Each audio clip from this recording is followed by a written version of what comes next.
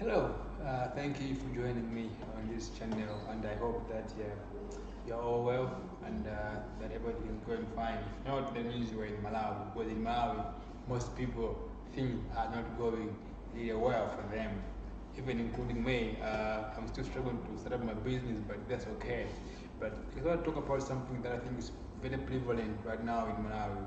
Yesterday, I had a very interesting meeting with an old guy, an old timer, just near shop at the here in Lilongwe, and I was just doing my survey on some other things which I'm studying right now, and we had a very interesting conversation really for about 1.5 hours, just talking about some things.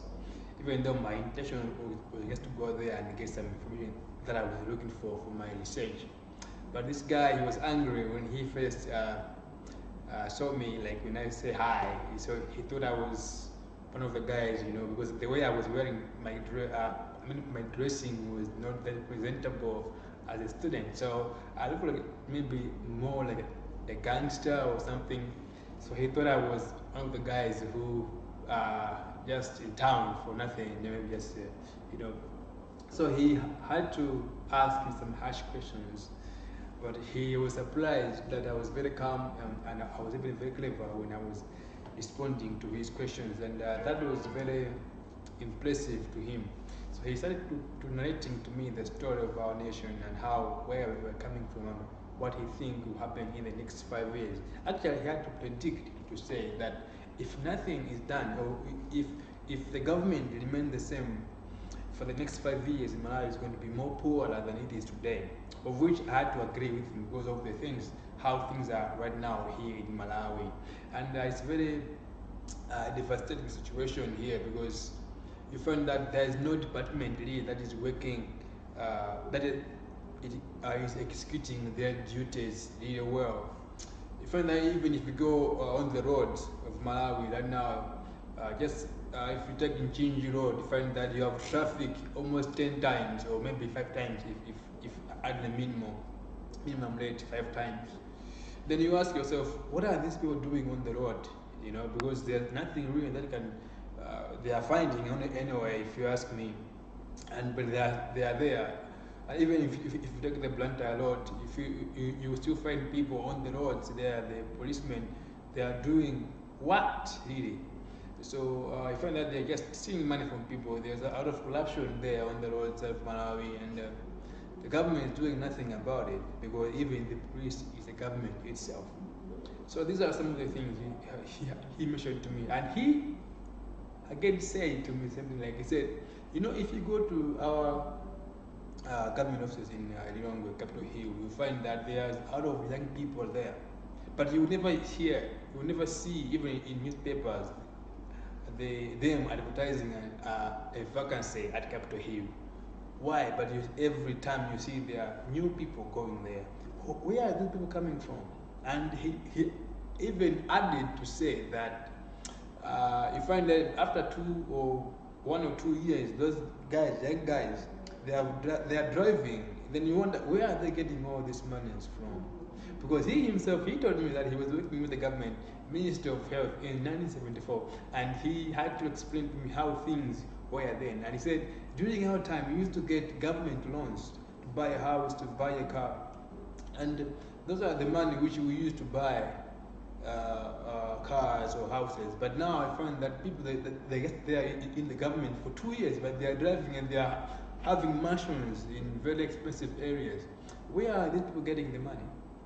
Then he had to ask him the question, where do you think these guys are getting the money? And he had to say to me, he said, my friend, I'm glad that you've asked the question to say where are these people are getting the money. And he said to me, he said, these people are stealing money from the government. Then I was asking, and because I wanted to know more, then I asked him a question. He said, how are these people stealing the money, and why are not being caught by the government? He says, one of the ways that the government is, these guys, they are coughing out the money from the government is through seminars. Yes, seminars. You find that these guys, they go to seminar to to Lake Malawi, just to discuss things. The government will fund the money in their departments, and half of the money is going to seminars, half of the money is being used.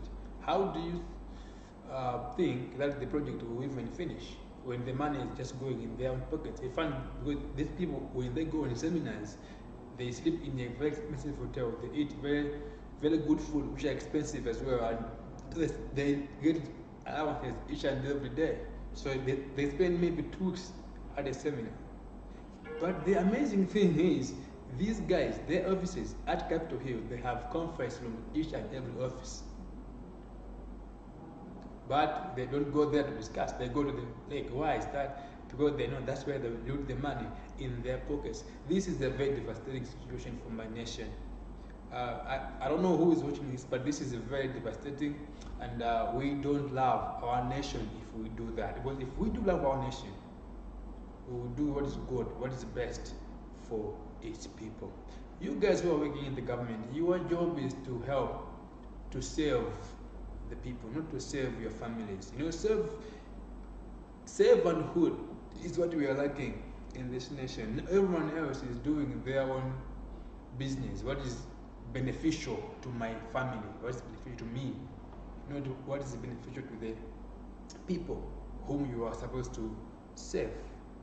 Right now, he said to me that private sector, again, they have a lot of this kind of